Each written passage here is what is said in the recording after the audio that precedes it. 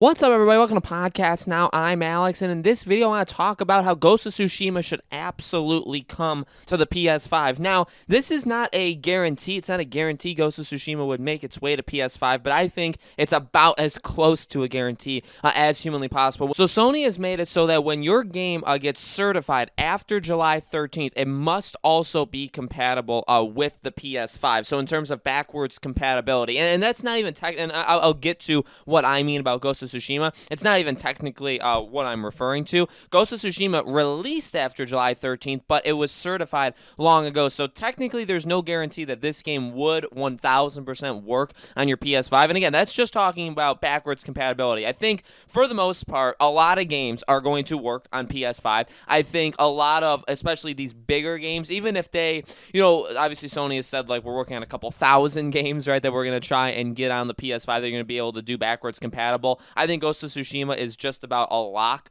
for that list, but I mean literally a PS5 version. So I've been saying this really since day one, for as long as I can remember, that I think Last of Us Part 2 and Ghost of Tsushima need a PS5 edition. Okay, so when the PS5 comes out, you get an edition that enhances it in some way. Actually, I guess technically would enhance it more than a backwards compatible version would do. So again, I mean you'll almost definitely, okay, be able to play The Last of Us Part 2 and Ghost of Tsushima. When we get on PS4, you'll be able to play it on your PS5, probably day one, again, through backwards compatibility. I want another version of the game, a PS5 version of the game, that's even better than that, okay?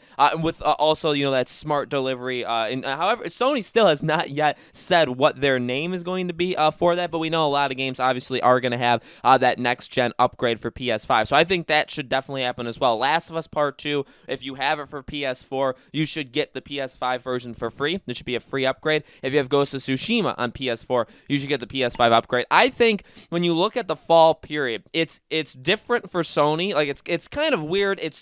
There's pros. There also is cons, just considering when you look at the fall for PlayStation, Spider-Man Miles Morales seems to be their big gun that they're going with, which I think is fine. I think is actually probably a very smart decision considering the success of Spider-Man. I think they're definitely hoping that can carry the PS5 for the most part, and I think they probably have every right to believe that. Again, it's actually got to go up against a Halo game, right? Halo Infinite for the Xbox Series X. So that's a big competition that PlayStation has to go against it. I think honestly, and because the way they've done it was this year has kind of been like the swan song for the PS4, right? Like it's the last year, but yet again, just like really it was for the PS3, you have games like The Last of Us Part 2 and Ghost of Tsushima. And actually, there were games even right, Dreams, Neo 2. There were other PlayStation exclusives even earlier in the year as well. But really, these last 2 months, July and June, we've had two massive games. Now again, your opinion of Ghost of Tsushima, your opinion of The Last of Us Part 2 aside, these are big games. These are big games that are going to sell millions of copies that are, I don't know if they're necessarily going to sell PS4s right now, but they're definitely doing what they probably were meant to do, right? And again, it's kind of, this is where the con kind of comes in. They are in a weird spot because you had these games all come out right at the tail end where you don't really have all that many games ready to go for the beginning of the PS5. Now, again, do they have nothing? No, absolutely not. I think they actually have a pretty solid group, actually a much better group than they had with the PS4. This time, again, they have Spider-Man Miles Morales, and I think in 2021 we could get Horizon. Actually, they confirmed Horizon would be 2021. We would get Horizon. I think Spider-Man 2 could even be that year. I think there's many more games they could have there. So they actually are in a much better spot now. They have Demon Souls remake. They're in a much better spot now than they were, I think, with the PS4's release. But what they could do for this fall, honestly, and using Ghost of Tsushima as a way to get there, is compete. And the way you compete is, well, you're going to have Spider-Man. You're going to have a couple of your smaller titles that are PS5 and PC exclusive, right? Just not Xbox. So technically, like, they're console exclusives, right?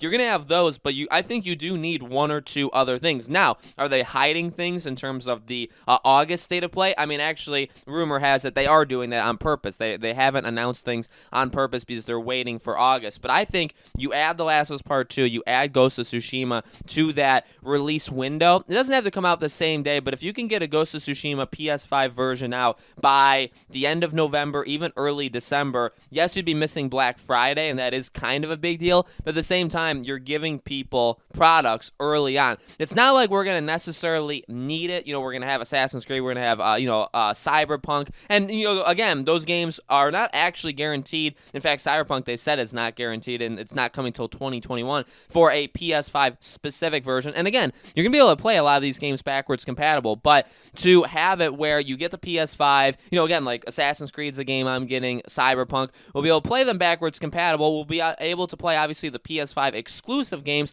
but then to have Ghost of Tsushima where it's like, oh yeah, this game, maybe I didn't play it all the way, or maybe I want to play it again, right? You beat it once, maybe you didn't 100% it, and you get a free upgrade for the PS5. When you get the PS5, and it's like, you know what? That actually adds a lot of value, I think, to the game and to the system, because maybe you completely forgot about it, and so it kind of brings it back in there. And it's just another product to play almost right away when the PS5 comes out. Honestly, it's the same thing at what I said a couple weeks ago for The Last of Us. It's almost like, for me, I want to go back to play The Last of Us. There's a couple reasons why I don't, and it involves the story of that game. But let me tell you, again, you get the PS5 day one. I'm playing my games maybe around like end of December, maybe around like Christmas time. Maybe, there's finally like an area where I'm not playing brand new games, right? Literally games that have just came out. And I'm like, you know what? I always wanted to go back to Last of Us Part 2. I wanted to go back to Ghost of Tsushima. And then, man, I get the free version, and it's even better, right? Because obviously a lot of things have been improved for next gen. And again, it's better than playing it backwards compatible. Man, now's the time when I'm going to jump in. The tough thing is with The Last of Us, I've always made the argument that they need to include multiplayer in it, and that would be a really, really cool bundle to kind of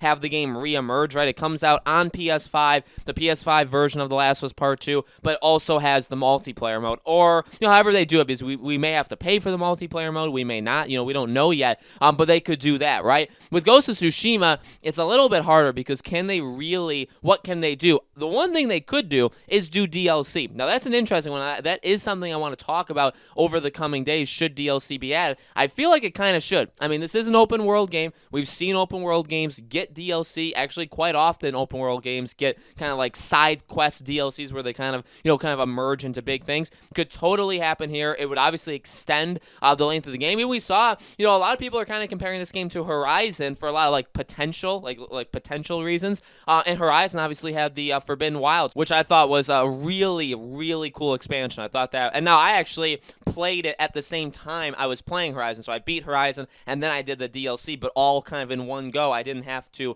wait, because I never beat it when it first came out, so I didn't have to wait for it. So that would be interesting for Ghost of Tsushima to beat it and then be able to do that. I think that is something you do. You bundle it with some additional things, so you're not just getting the PS5 version, even though, like I just said, I think there is enough value just in giving it to you basically again for free. I think there is definitely value to that. If you add even more to that, I think that makes a lot of sense. So, I think this is almost a slam dunk. I think obviously it'll be almost guaranteed. I know I keep saying almost because Sony doesn't really confirm things until last second anymore, but I would say 99.9% chance we get to play this game backwards compatible. And I would say 99.8% chance that this game is going to have a PS5 specific version. I think this game, I think The Last of Us, I think those games are absolute locks to get a literal PS5 version where it's much, much improved, right? So, guys, let me know. What do you think in the comments below? Do you think Ghost of Tsushima will come to PS5? Do you think it needs to? Do you think it could include additional stuff when it does? Let me know your thoughts. As always, make sure you guys are subscribed to this YouTube channel, Podcast Now.